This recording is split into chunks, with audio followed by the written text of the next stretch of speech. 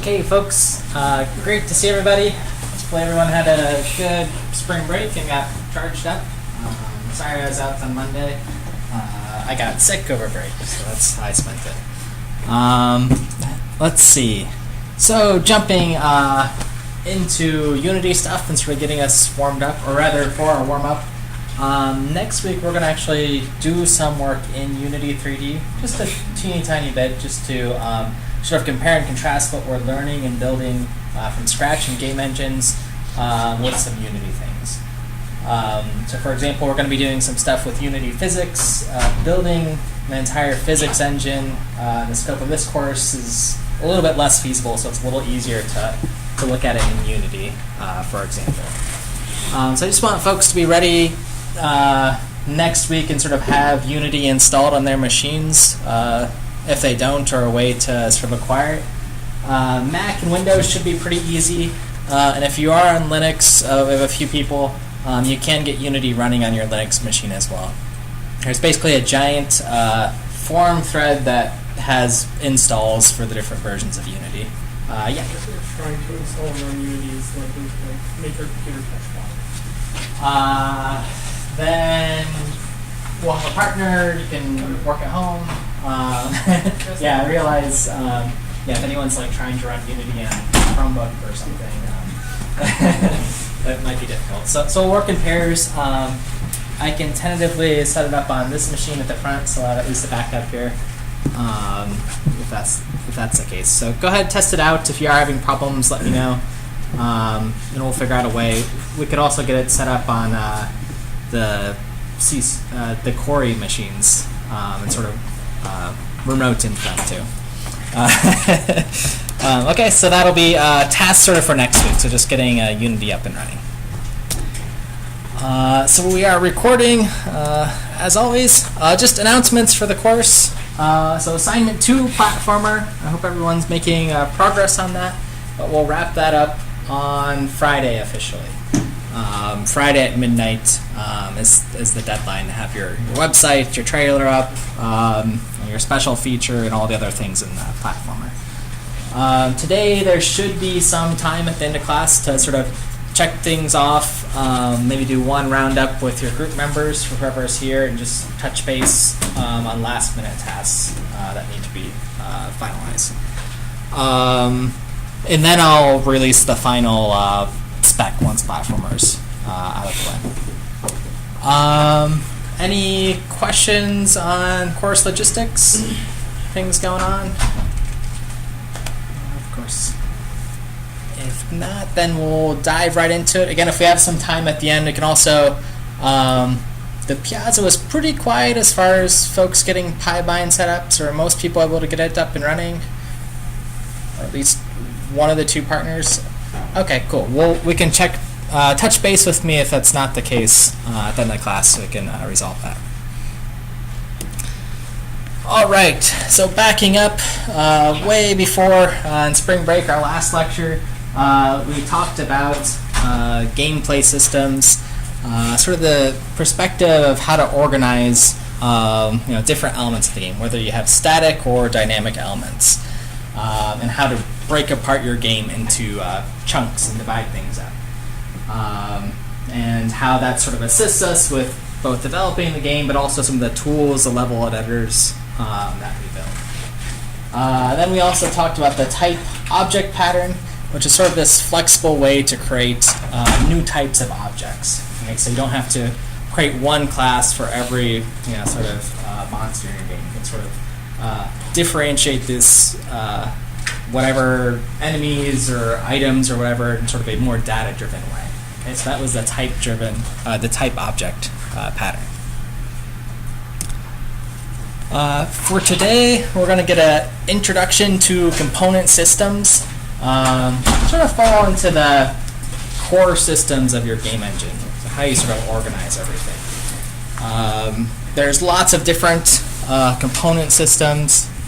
Unity Other engines have this sort of entity component system. So it's really a way to think about how to organize our game engines in a object-oriented way. Okay, that's what today's all about. Okay, so I want to jump right into component systems. And this is one of the key patterns in the game programming patterns book. So I'll sort of follow along an example for most of the first half of the lecture. So what is the pattern? What's given to us? The component design pattern allows a single entity to span multiple domains without coupling the domains to each other. Okay, so I think that definition is reasonable enough. I'm going to keep it at the top of the screen, but a single entity can span multiple domains, do sort of multiple things, but not be coupled or tied in with other code. Okay. So here's a usage scenario from the game programming patterns book. It says, let's say we're building a platformer, like we are, and the Italian plumber demographics covered, so we'll start a Danish baker, Bjorn. Okay, sure. It stands to reason that we'll have a class representing our friendly pastry chef, and it will contain everything he does in the game. Okay, so you have this massive main character class. So since the player controls him, that means reading controller input and transporting that input into motion. And then, of course, he needs to interact with the level, so some physics and collision go in there. Once that's done, he's got to show up on the screen, so toss in animation and rendering. I'll probably play some sounds too. Okay, so that's sort of designing our game from the ground up with our main character who can do all these things that a Mario character would do. So then my question, if you're just looking at this paragraph and thinking about how many subsystems we have going on here, take a moment to just read through the text and, I don't know, you can toss out a number or some names of subsystems you see. How many things is our pastry chef Bjorn doing?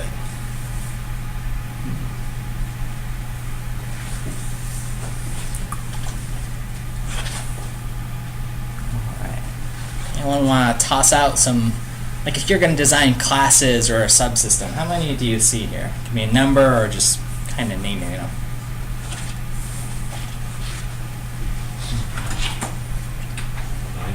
9? Okay. So, what would an example be?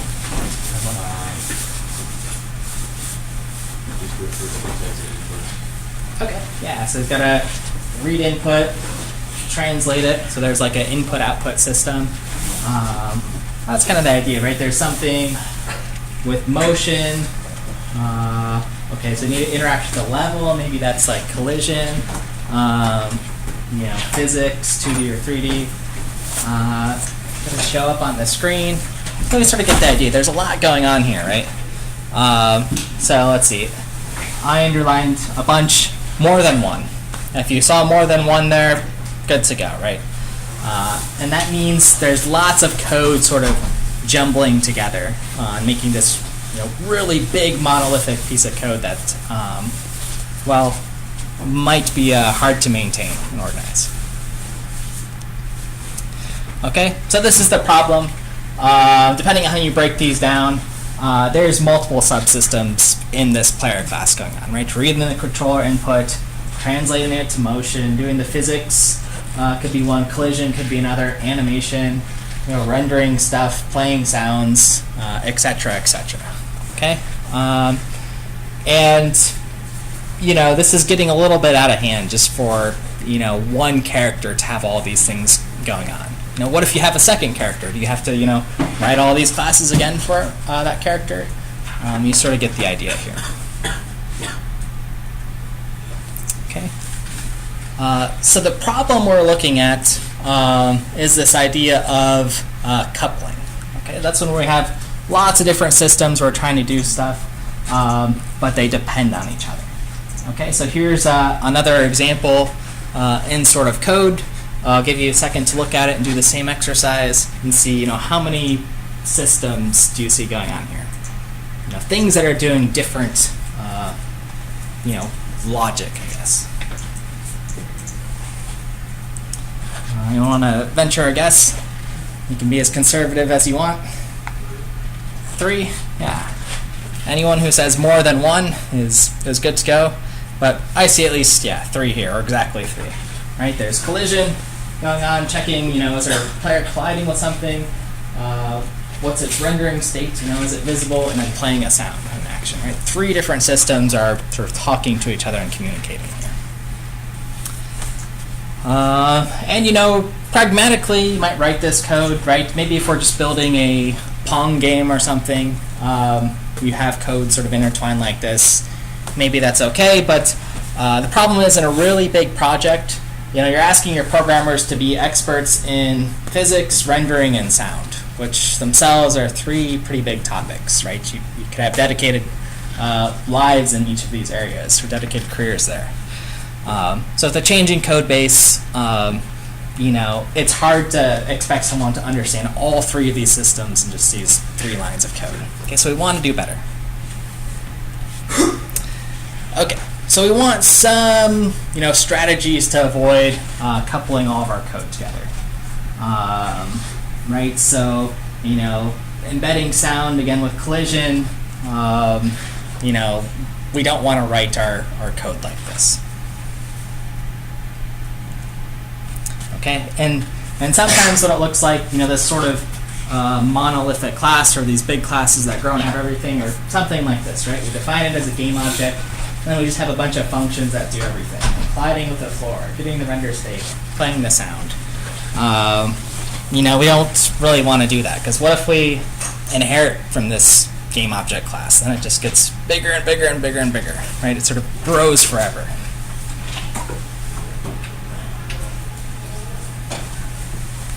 Okay, so we want to avoid this idea of coupling. And that's really the key of our component pattern. Okay, so again, coupling means we're avoiding classes that have many responsibilities. If you have a class that has many responsibilities for sound, collision, and stuff, you'd say the cohesion's very big. There's lots of stuff interconnected, so I'm going to minimize that.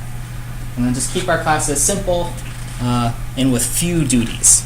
Okay, it makes them more maintainable.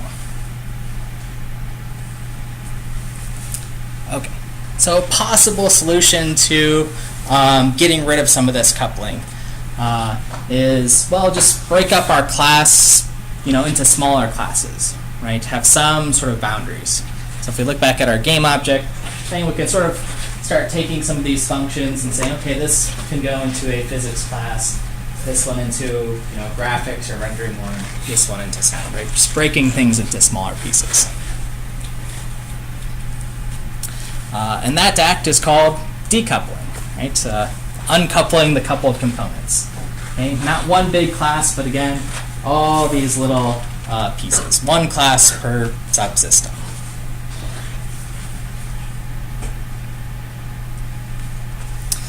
Okay, so here's one such strategy where we have sort of this big game object class, and then we define some other classes for things or actions that happen in our game.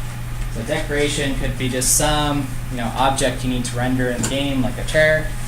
Zone could be just some boundary that needs to know, did a player walk through or collide with this zone and trigger some event. Right? Those have two sort of distinct jobs. Okay, so they can be separated out into different classes. Right. So then we can sort of have this inheritance structure that sort of looks something like this, where our zone has some of the properties of game object. Decoration has some of the game object as well. Zone needs to know about collision and these kind of things. Decoration, things that you render, knows about the rendering component. Okay.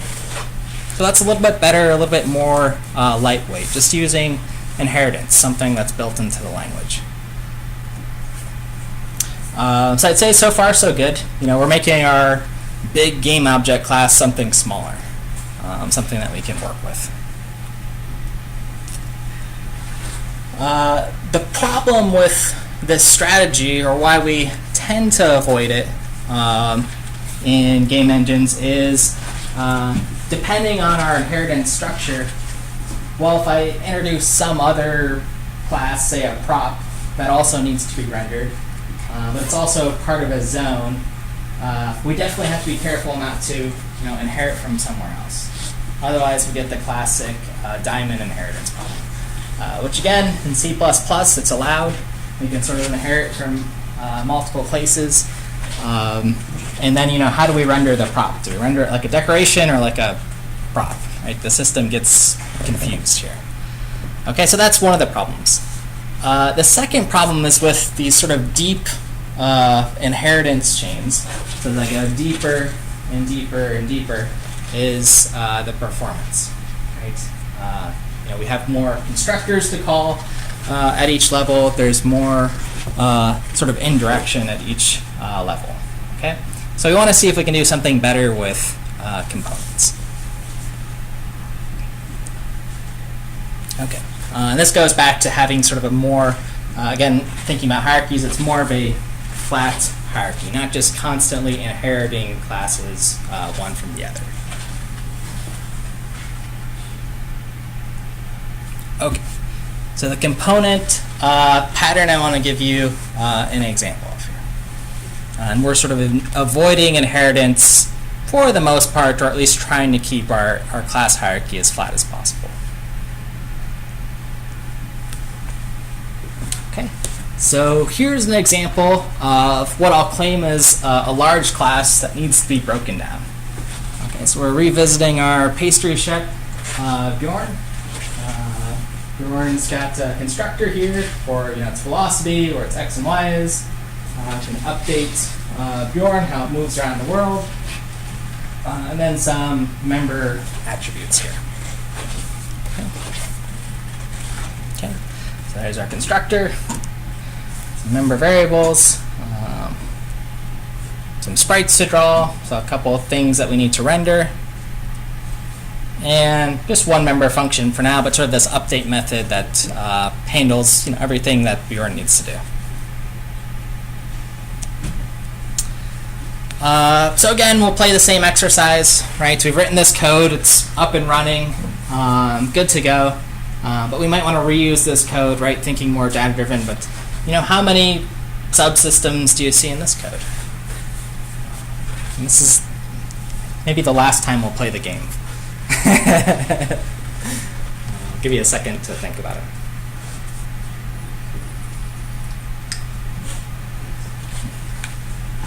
Anyone want to venture a guess? Throw out a number? You can be as conservative as you want to. Use a greater than or equal to 1 for sure. That's the magic number for today. So I count at least 4. Okay, so there's no correct answer.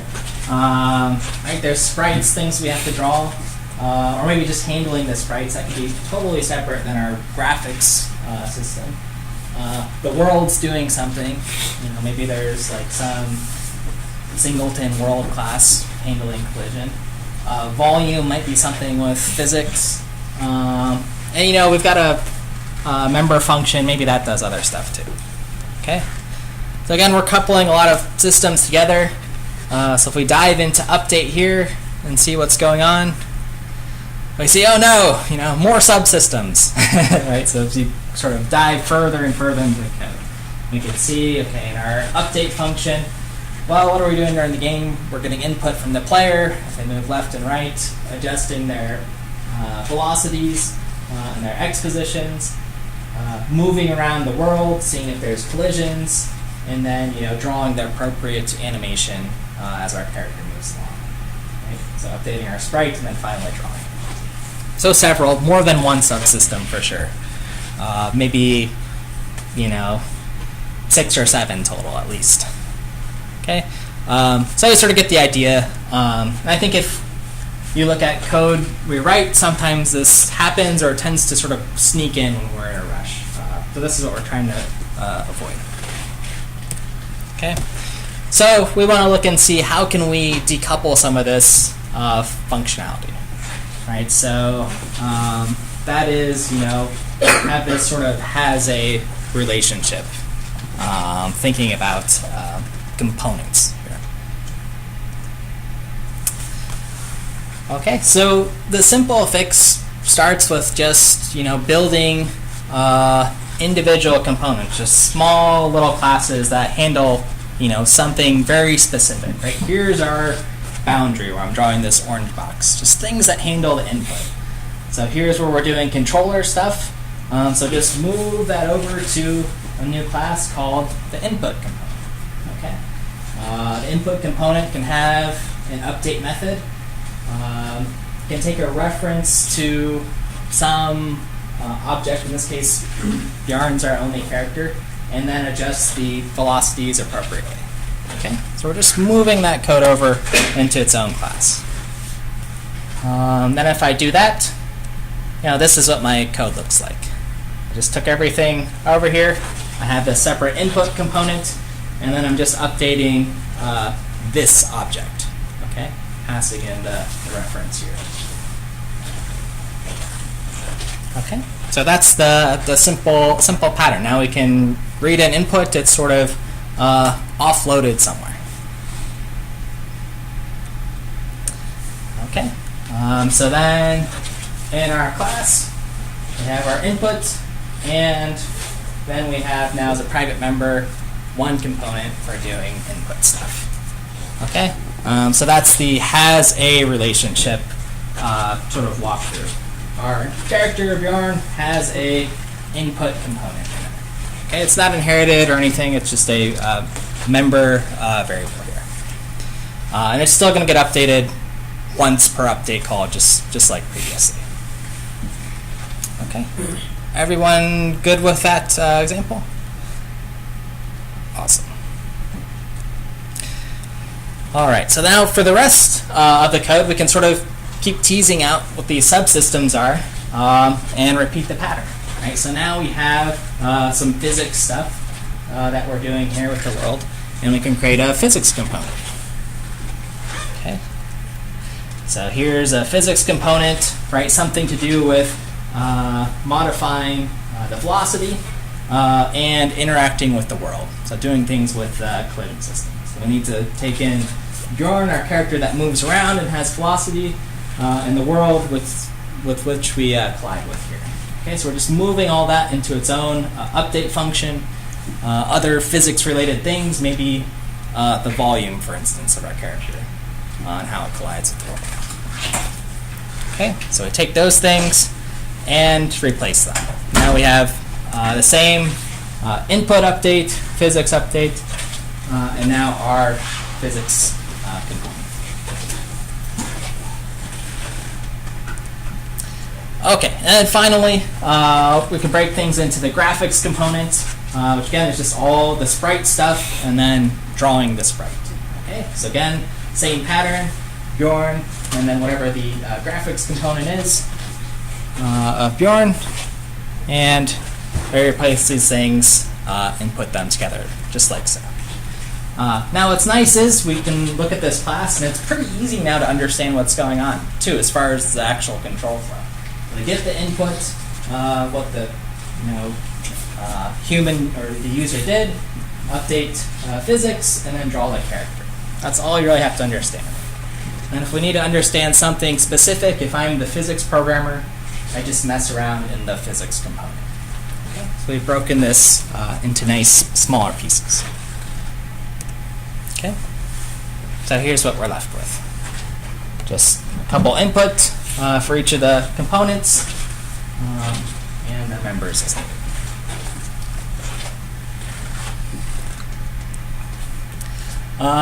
Now with these components, there is still some shared state here, meaning the input system, the physics, the graphics probably all depend on X and Y, or the velocity of the character, right? What animation you're playing, what sprite you're choosing, as a character running or walking, etc.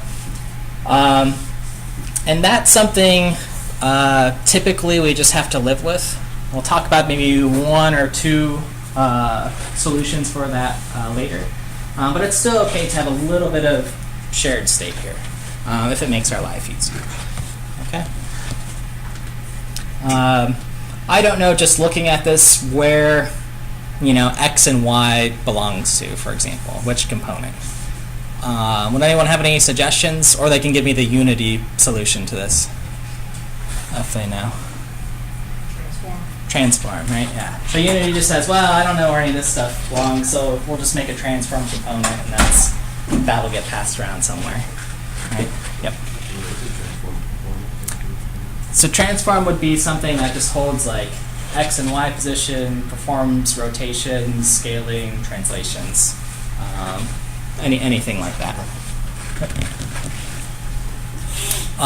And we'll get to so for our in-class activity, we'll look at the components and it'll talk about the transform, if anyone hasn't seen it. Okay. All right. Okay. And then as I'm just looking at our character Bjorn, the last sort of refactoring the author would make, I would make, is just to rename Bjorn game object, because now it's just this kind of generic class that has components in it that can do different things, right? So this doesn't have to be specific, again, to just our main character, okay? And that's one, again, nice thing that we get from this, okay? So many folks have sort of game objects I've noticed in their projects. That'll be part of a requirement for a final project, too. Have a game object class. No more big classes. Okay, so here's what the final project looks like. We've got our class for a game object with our 3 components here.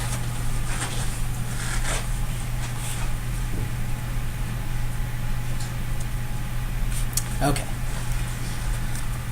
Now, as I'm looking at this, we can actually push this pattern a little bit further with some more abstraction. This is where the pattern starts getting kind of cool and more powerful when we're using individual components. So now I can start to specialize if I need to.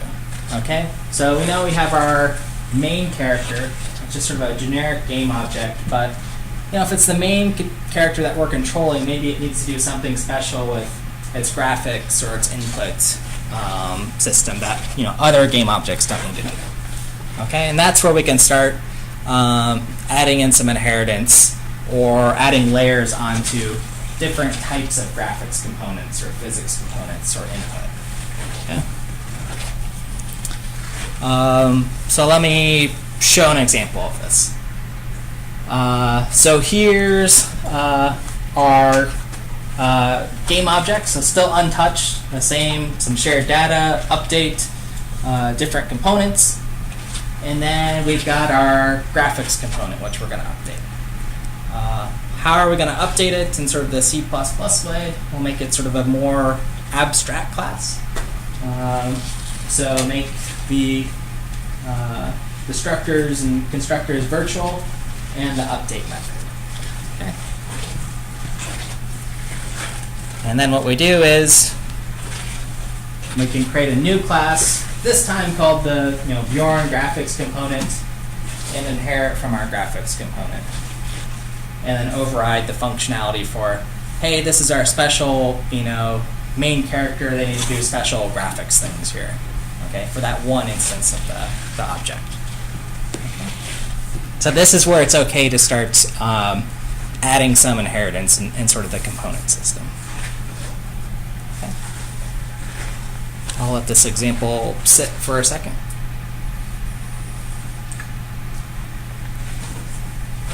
So we've just made this abstract class and then derived some other class from it.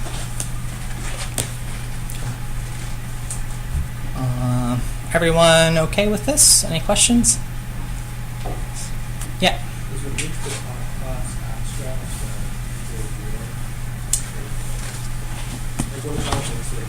Yeah, so if we make this equals 0, this makes it a like a pure function that we have to override. So this means we have to define Bjorn, and then when we define some class that inherits from this one, we absolutely must do the update. This one's still like optional. It'll choose it if it doesn't find another if there's another method without the 0.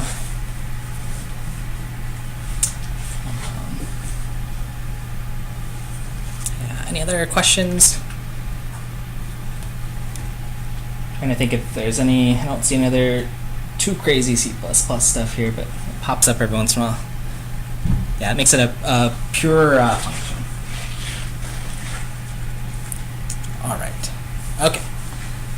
So here's another example of what our game object could look like. See, the update is now these are just pointers to different components. So just updated here.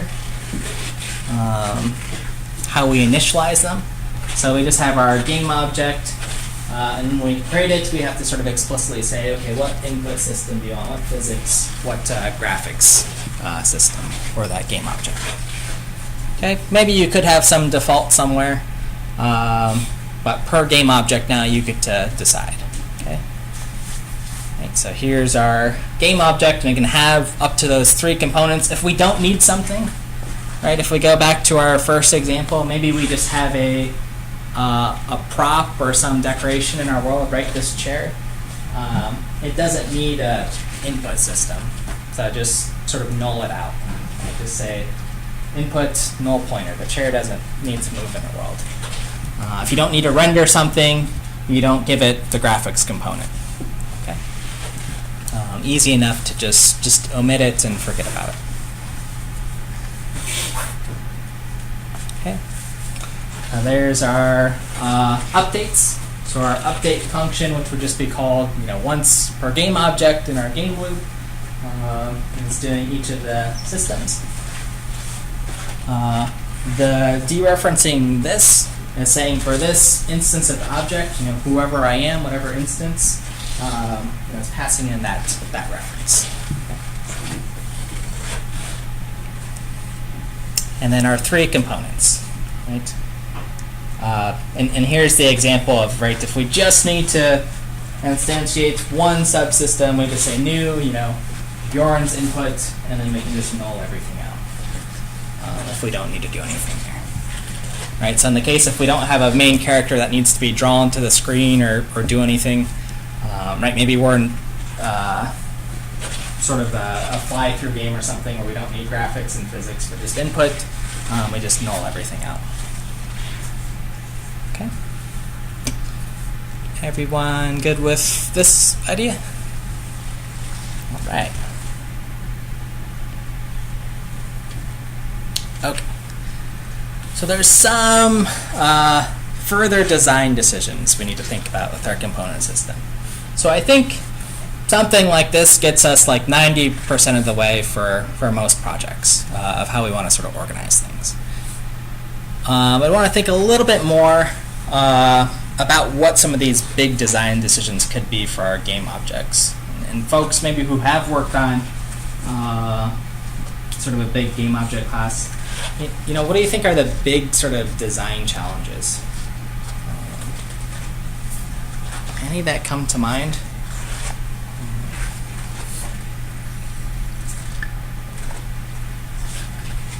So I've kind of looked at one where we can sort of refactor and get rid of inheritance. I think that's one sort of big design decision into the components. What else would come to mind?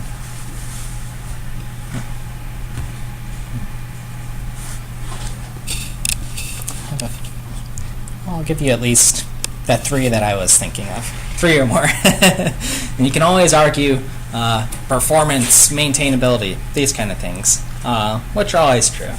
But the possible ones are just like, what components do you need to design? What are those going to be? Right, so we looked at this system where we basically just said, hey, everything in this game has these 3 things. You can input, you can draw it, and maybe it needs some physics. Right, that's probably enough for like a Pac-Man game or Asteroids or something. Maybe sound or something, but just deciding what those components are going to be. The second thing is, how does the object get its components? Can it add more as the game's going on? Can it lose some if it doesn't need them? Can it have multiple of the same components? Is that allowed? So just sort of thinking about what that interface looks like. And then the third is, how do components communicate with each other? So, in our example, our communication, is just through this sort of shared state. The velocity, x and y, are just public member variables here. So, the physics system always knows the same x and y that the graphics system knows about. Okay. So there's at least 3 things to think about on our design decisions. So just thinking about them a little bit further to make them a little bit more concrete. So what components do you need? Well, depending on what you're focusing your game engine on, this can vary, right? Is your game engine something for, building classic arcade games, or is it for first-person shooters, or is it for just like everything, like Unity, right? What granularity do you need to slice and put these components into? So, for our asteroids game, maybe this is enough. AI components, physics, graphics, sound input, text maybe. These were all the things I could think of. As we scale up with a bigger game, we might need to add, scripts to objects, the transform component, animation, UI components. If you actually look at Unity, there's a whole long list in the Unity engine. Probably same for this, right? Finer and finer granularity. Okay, so that's just thinking a little bit about the components you need. So second on the design decisions, how does the object get its components? Well, as mentioned, we said our game object always has input, physics, and graphics, but there's no way to really change components, swap them, reconfigure them. The programmer is never going to, in this case, forget about adding physics to an object, right? So you're never going to have, unless they null it out, I guess, but you could check for that, which is nice. But everything's just here, input, physics, and graphics, okay? But then, of course, we can't reconfigure the object if we say, well, it doesn't need one of these systems, okay? So typically how these systems look is there's some way to add, remove components, swap them around, exchange them. So you have some structure like this. So I've got a game object here, constructor, destructor, does whatever, an update. But you'll notice the updates sort of going through a for loop, updating a bunch of components here. In all of our components, well, where they sit, some collection structure, right? Like a vector, an array, whatever. That has just a list of all the components. Okay? So that way, if I need physics, I can add it. I can add inputs, I can add sound, add AI, just as I go. Yeah? What about moving components into a larger, scene object for data locality? So then you can just pull the index up to that larger group. Yeah, to be determined. And what slide are we on? 30 slides, yeah. Right? Okay, so let me see. One of these next ones has something about performance, right? So we'll jump into locality in a moment. But at least for now, we know this is flexible. If I need to add in a script or something, I can do that mid-game, right? Your character gets a new power-up, you just add a new component to them, and then they can do something new. Now we'll talk about if this is efficient or not, and that's the big question on game engines right now. Right? If I just sort of am throwing all these components in here and they sit everywhere in memory, can we just iterate through them? Is that good? The answer for performance is no, that's not good. But everyone okay with this strategy? Again, a little bit more flexible. We've just now we've just got a base class called component, and that's where physics and AI and stuff need to drive from. Okay, and then how do components communicate with each other? Again, shared states, maybe that's okay. That's certainly okay if we're in a single-threaded environment. If we're in a multi-threaded environment, then we run into a little bit more trouble, and this is where the data-oriented design comes into play in T-minus 30 slides or so.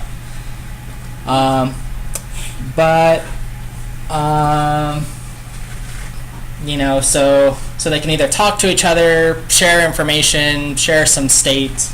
Maybe you live with physics and graphics being coupled together. With something you have to think about, right? Rather than, you know, for performance reasons, you could couple things. Okay.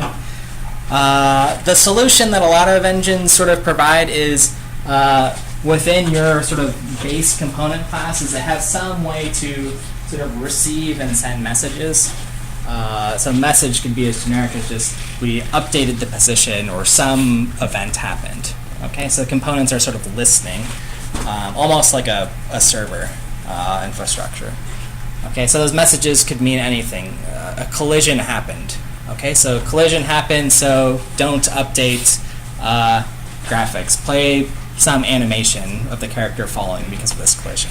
Okay, so that's the idea of sort of this message system. Everybody, any questions on this one?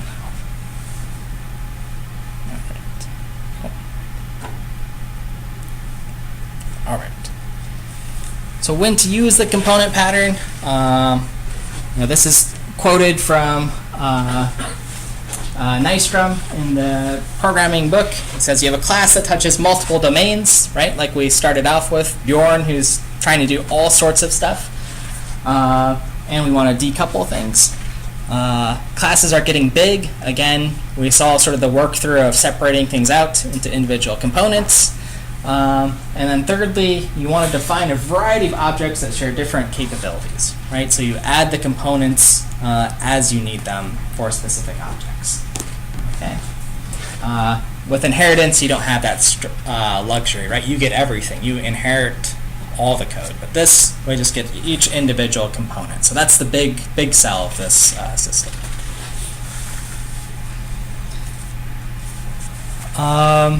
So again, you know, considerations, more sort of design decisions with this pattern. Again, we do have to do some thinking about how we're going to manage this system. Again, that's going back to how do we organize the data? How do we add components? How do they talk to each other? Do we just share state? Okay, so that takes some sort of upfront thinking when designing your component system. You know, the other thing to think about is, okay, now we've got this function where we can just add components to it, and they're just going to loop through and update. Does that order matter? How do you enforce that?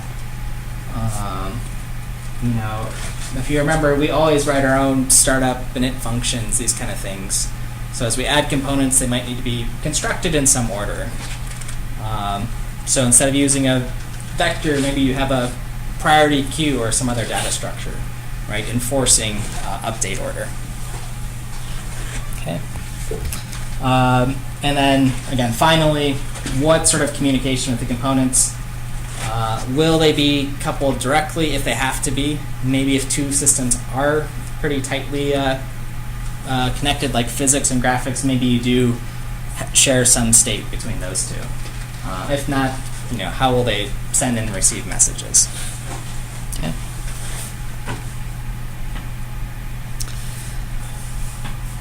So there's a question about sort of performance of this system. You know, how does it perform?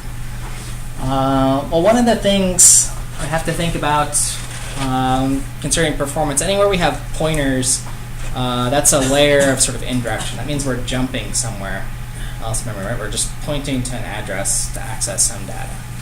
So there's some cost there, right? We're just jumping to different components and updating them all over memory. Where we have any of these virtual calls, for example, that's another expense in itself. Right? Anytime we do have inheritance, so our Bjorn graphics component, we had to override that method. That's an additional jump there. So performance-wise, component systems can suffer. So the suggestion or the question is, how can we organize things in a manner that makes sense? We'll see one example of that in a moment, after our engine feed. Okay, so first we just want to see game objects in Unity. What are they? How do they sort of structure them? And let me get you guys sound. Get a 2-minute clip here.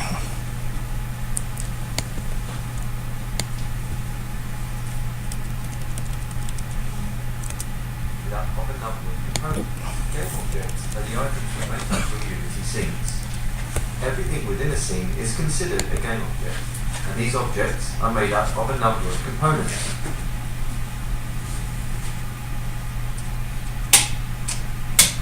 Each has a necessary transform component that contains the position, rotation, and scale of the game object. Components can be added using the Add Component button at the bottom of the inspector, or by using the component top menu.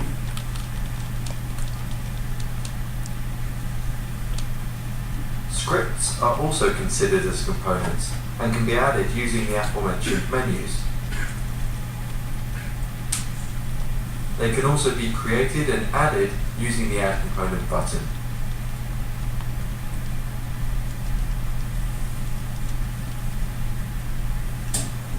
Components can be removed or copy-pasted using the cog icon to the right of their representation in the inspector. You can then select another object and paste them by clicking on the same cog. You can also add a script to an object by dragging it to the hierarchy or to the object in the scene view. And you can even drag and drop to empty space in the inspector in order to add a script as a component. Game objects are seen in the hierarchy view as a list, with a hierarchy of parent-child relationships demonstrated by arrows to the left of their name. The hierarchy is a list of all the game objects in the scene, and as such, everything that you see in the scene view is also listed in the hierarchy. And when selecting a game object in either view, it's selected in both.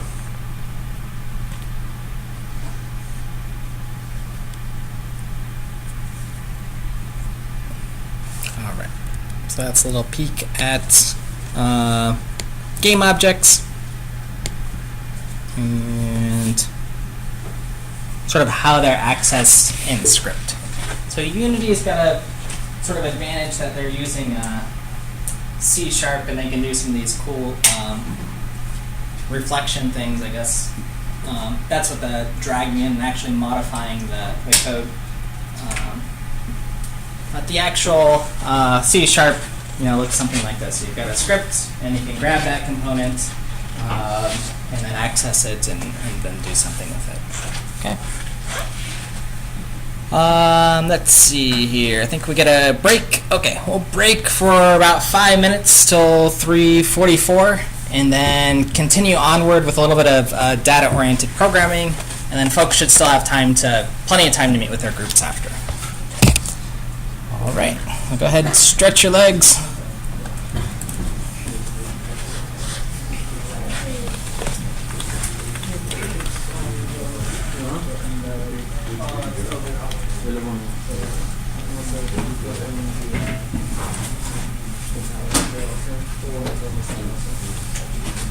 I need to have an I know. I completely forgot about that. Yeah, I can do that.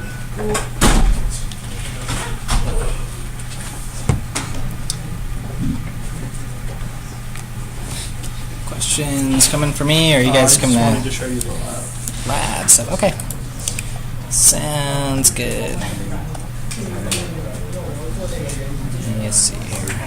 I also don't know if I've run it on this computer, so I'm like skeptical. Alright. Go ahead and once it's up and running. Yeah, it's doing its best to open something. Oops.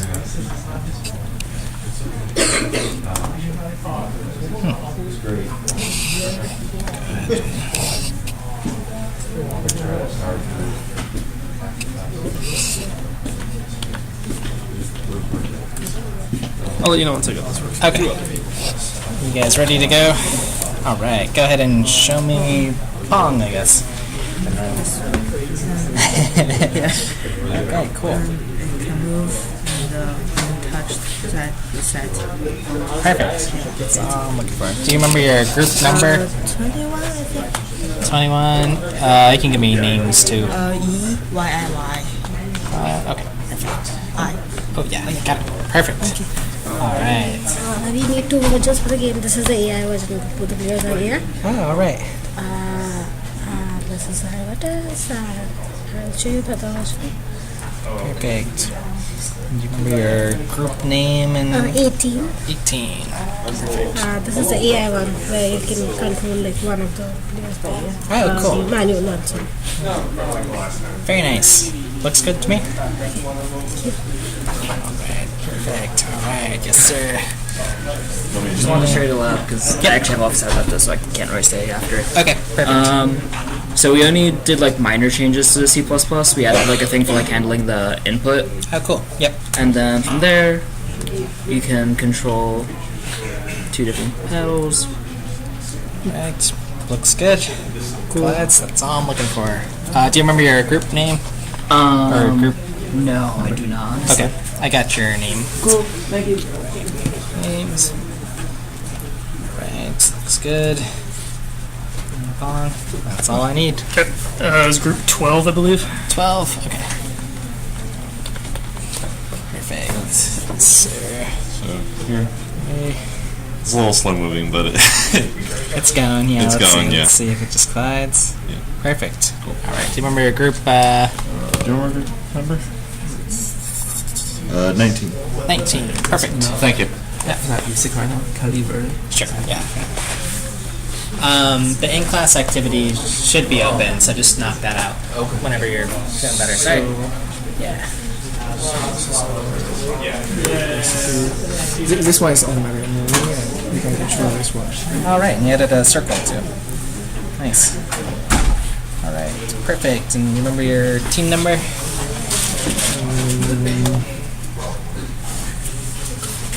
It's group 2. 2. Perfect. All right, it's Ben. It's kind of slow, but yeah, it should bounce. see it. Oh, I might miss it. Oh. There. Ah, looks good. Perfect. I don't remember my team number. Okay, I'll write your name down. All right. Yes. Oh, all right. Cool. And this compile Yep. and Perfect. what else yours? That's all I need to see. Do you remember your group? No. Remind me name. Y-A-N-G-Y-U-Q. Oh no, Y-A-N-G. N-G-Y-U-Q-I. Oh no, it's actually Y-A-N-G-Y-U-Q-I. Y-U-Q-I. Got it. Oh, Okay. Q-I. sorry. Yeah. Thank you. You're welcome. Sorry about that. What do you need to see?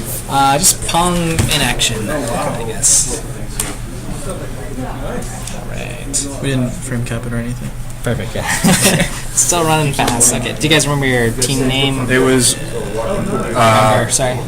we were the last one because they were. I didn't have a partner. Roger didn't have a partner. No, I had a partner. Oh, you didn't. Well, they weren't here. No, they were here. Your partner wasn't here. We had 3 persons. Oh, yeah. No. Your partner wasn't here. Your partner was Riley. He wasn't here. really? Yes, he wasn't Oh, okay, here. okay. But you had a partner then. No, my partner wasn't here either. No. We had a 3-person group because 3 of us didn't have a partner that showed up. Oh, really? Yes, that's what happened. Okay. That's okay. Sure. Yeah. As long as I got one of your names, I'll mark it. I also still don't have a grade for my lab 4, but I believe my partner did it, or he showed it. He came up here and showed it. Can you shoot me an email? Sure. It's on Blackboard. Should be on Blackboard, yeah. Sounds good. The lab. Yep. is this, and also like it gets what input you press, Oh, perfect. and that I didn't fix it. Okay, that's okay. That's good. What was your number? Do you We remember? didn't have a T number, so you actually combined with Ben. With Ben? Oh, okay. Well, I've got your name down, so I'll figure it out. All right, cool. Let's see. Let's get back in action. Thanks, folks. Folks gonna check off the rest of their lab after if they've got it done, or we'll have some time to debug. All right.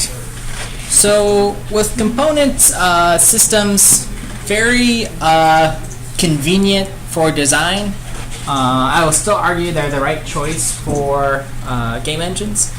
But we have to be a little bit careful when performance starts to matter. And this is something folks at like Unity and stuff are really, really paying attention to right now. Sort of the data-oriented design of things. So I'll do a kind of brief refresher.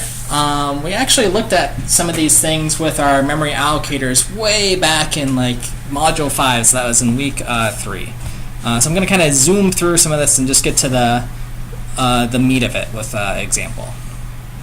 Okay. So the thing we talked about before is this idea of locality, that we want our data to be sort of next to each other spatially, or stuff that we access temporally to be nearby, right? And this is for the purpose of caching, right? So we have sort of temporal locality, stuff that we've used recently in a loop, spatially, stuff that's next to each other, like an array. Okay, so we've seen this before. The sort of classic example of sort of looping through something, referencing array elements, they're spatially next to each other, doing it over and over and over again in a loop, that's temporal locality, right? So we can look at some of this code. This is stuff I show my systems class. So if we're iterating through some array, say in 2 lists, this is a multi-dimensional array. You can think of it like a grid. Like such, depending on the order that we look through the data, we'll get good locality if we're sort of going one item after the other. And sort of reading data nice in a row, one after the other. That's good. If we sort of switch how we're looking at the data and going through it, we might not get good locality, right? So this is sort of the, we're iterating through our sum, jumping the ith row every time, right? Because we're doing I in our inner loop here. So we look at the first thing, we're trying to think about locality, or our processor is saying, hey, you looked at this, you'll probably look at stuff next to it, and we say, well, wait a second, no, we're going down here. So we sort of predict what data we're going to look at here. Okay, and that confuses the hardware, and then we have to look further down in our memory hierarchy to find the data we need. Okay, and that has a cost to it. Okay, that's the basic idea with a data-oriented design. Okay, so we want things that are sort of next to each other because we can sort of put them in the cache and keep them there and make these predictions of what should be in the cache. Okay, so our memory hierarchy we've looked at, right? We want to live up towards the top, where our faster memory is in the cache. Okay, so we looked at why is the cache faster? Well, it sits near the CPU. And then the general cache concepts, again, we looked at these in Module 5, these slides. Here's our cache, the smaller, faster memory. We've got some data in there, 8, 9, 14, 3, etc. And we want to look up data that's 8, 9, 14, 3. If we find it, that's a cache hit. If we don't find it, that's a cache miss. Okay, so here's an example of a cache hit. We're trying to load some data 8, do something with it, an array. We find it, great. If we're trying to load 0, we look in our cache and say, oh no, it's not there. So we have to look somewhere else in our computer, in main memory, down the hierarchy. Okay, and then we find it, fetch it, bring it into the cache, so it's available later. Okay, so that was the big thing with caches that we looked at before. Okay, and then we always bring stuff that we find from the cache or in main memory into the cache because it's likely we're going to use it again, right? That idea of locality or temporal locality. Okay, and then we looked at, do you guys remember John Lycos from before? Sort of explaining what a cache is and why we bring in cache line, again, for that sort of spatial locality. You bring one thing in and then you bring in a bunch of stuff next to it. Okay, so that's the cache line. Okay, so that's sort of zooming through a quick reviewer on the caches, and this is now thinking about how to organize our data for more data-oriented design with our component systems. So, you know, data structures we have to be careful with. Linked lists, for instance. As we know, there's no, you know, guarantee that stuff in a linked list is going to be sort of sequential, I should say, right? Linked lists just point to some other node wherever it exists in memory. Okay. So if we're iterating through data, you know, that's tentatively not good for at least spatial locality, right? This is what it could look like in our example. You know, we have our address here, some data, but we have to jump somewhere else. Okay. So we say, you know, typically what data structure do we want instead of linked lists for locality? An array, right? That's always going to be better. Arrays are this fundamental sort of contiguous block of data, right? That's how they're sort of defined.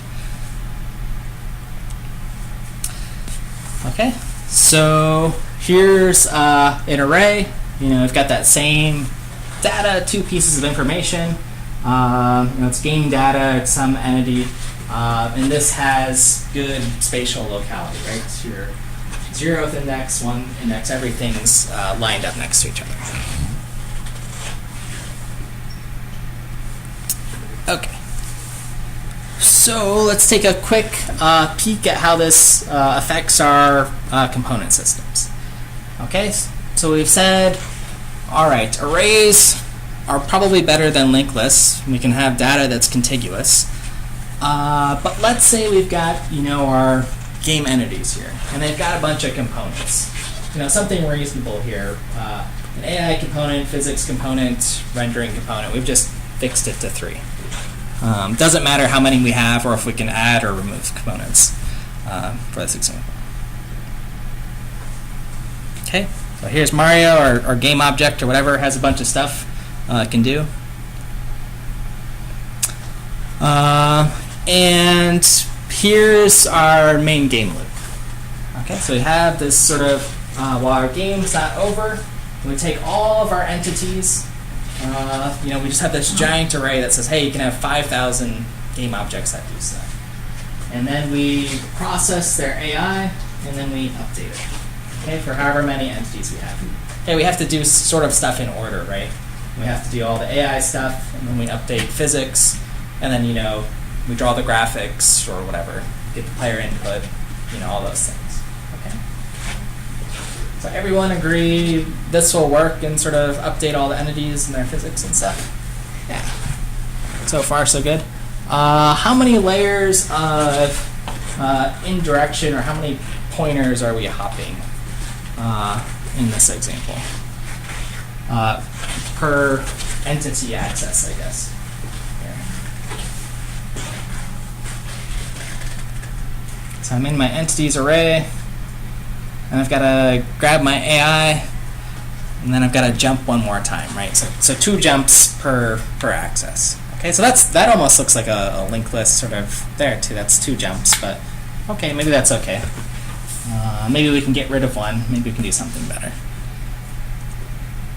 But if we sort of look at this at the memory, so here's a memory, our grid.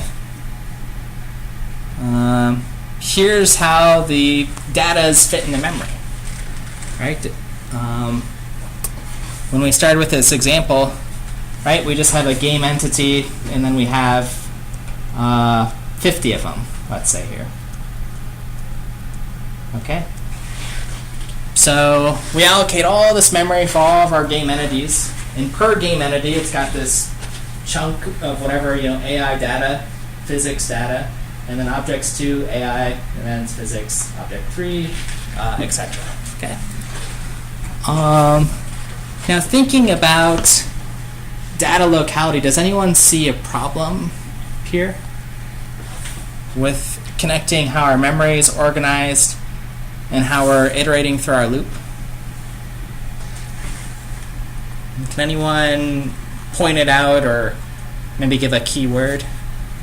So here's our game loop. We're doing all the entity AI, updating it. All the AI is not as complex. Yeah.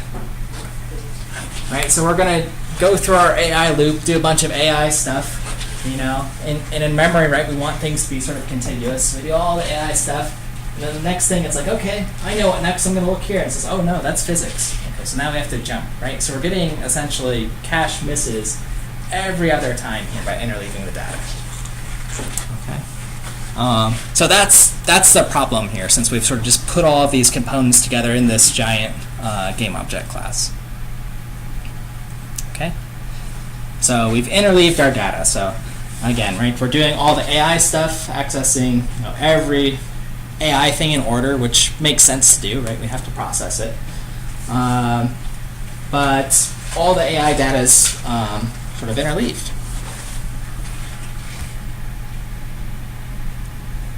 Okay, so we can improve this by instead just moving all of our AI components into a single array, right? Let's go back to the basics, back to just an array somewhere where we know all the contiguous data is. So our AI component for object 1 or whatever, just update it. Okay, don't bother to access the whole game object and then grab its AI and then update it.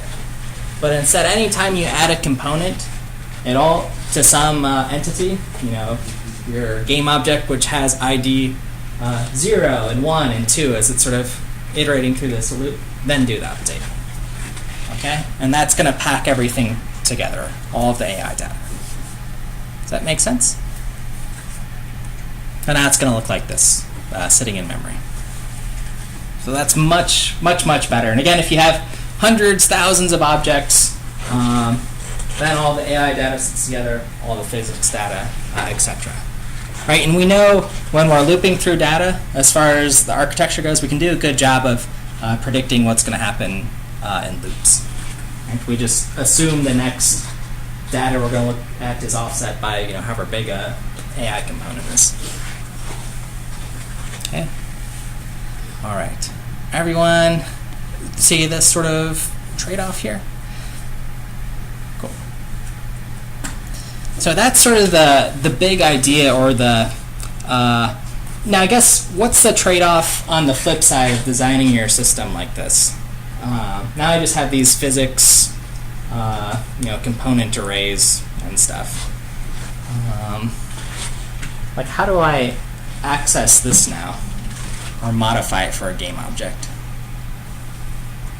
Is there some other bookkeeping I need to do? Maybe? Yeah. You'll have to maintain that and keep it updated so you always have all of Yeah, I'll either, when I want to update this, right, I need to know or have some guarantee that entity 1's physical component is 1, it's not null, it's been instantiated. Potentially this could just be a giant waste too if I say, hey, I have 5 million entities, so just give me that array for 5 million things. Half of them could be null, right? So we might have to do some sort of bookkeeping there, or still pass a pointer into the system. But at the very least, all of our data is now contiguous. Okay. All right. So some clever component system stuff. Then we'll sort of get ready to wrap up. This is a talk from this gentleman. His name's Vittorio Romeo. He's a game designer about designing these sort of component systems. So let's see. I want to just play like a minute of it so you can get a flavor, in which he builds a data-oriented component system. So this is linked on the page, or you can find it through the slides. I just want to hop to, let's see. He's got the data-oriented thing, so I'm going to let him talk for about a minute here. Inside the entity at runtime. An example of code is having like a struct component, which is very similar to our previous entity class. Okay, so he's showing us some entity class generic components, which we've seen, ability to update them, draw he's added, and then sort of the updating and drawing of all the components. Okay, so that's what we looked at in the first half of the lecture, and then he's going to do the data-oriented version next minute and a half or so. The components are where we define the data and the logic, and the entity is just a container of components. We're using unique pointer for polymorphism, and we have some helper methods that just loop over the components and perform logic. So when we want to make a specific entity, we just override your component and we put some data and logic in it by overriding it, and the actual creation of the entity is done through functions. We just instantiate an entity and add components to it at runtime and return the entity. So this is a better approach than the previous one, but we still have those disadvantages. What I'm going to implement today, step by step, is DoD composition. DoD is data-oriented design. Now take this expression with a grain of salt because it's something relatively complex, and there are many ideas about data-oriented design. My idea of data-oriented is like having the data stored contiguously in a potentially cache-friendly way, trying to think about the position of the data before the design of the game objects or the GUI widgets, for example. In this case, an entity is still an aggregate of components, but components are logicless. They do not store any kind of logic. We can think of components as simple, plain old data structures with just data in them. And logic is handled using systems. So basically, we have a system that looks for entities matching a specific set of components, and they perform logic upon those entities. So the good things about this approach is a potential cache friendliness if we actually manage to store the data continuously, and at runtime we hope it will get in the correct cache lines. There is minimal runtime overhead because we do not have any kind of virtual call or override at runtime, and it's very flexible. As you can see, we can think of this approach like a relational database table where we can just stick the components that a certain entity has. The problem is that it can be very hard to implement, especially for beginners, instead of inheritance-based approach. So the previous example. Okay, I'm going to sort of leave it at there as just sort of a teaser. I don't know if it's necessarily very hard to implement, at least the strategy that we talked about. If you just sort of have an array and index into it. What he's going to clean up in this talk, if you're curious about, we'll sort of follow through a little bit more on this in the course, is just how to save the memory, right? So if I make 5 million game objects, but all of them don't need a physics component, how do I sort of index into the array to only use, a tiny piece of that memory? Okay, and that's what's fixed. Basically, you need some sort of key for every object that says, hey, this is my physics component. Just index anywhere there. Okay, so that's what Vittorio's going to do. The neat thing about that talk, which makes it kind of fun, is they do something sort of similar to what we did and start with a massive class that has a lot of inheritance, break it into a component system, and then a data-oriented design. All right. Questions on this? That's all right. Cool. All right. So with that, I want us to jump into our in-class activity. There's a little bit of reading to do, looking at Unity game objects. So let me open it up, or it should already be open.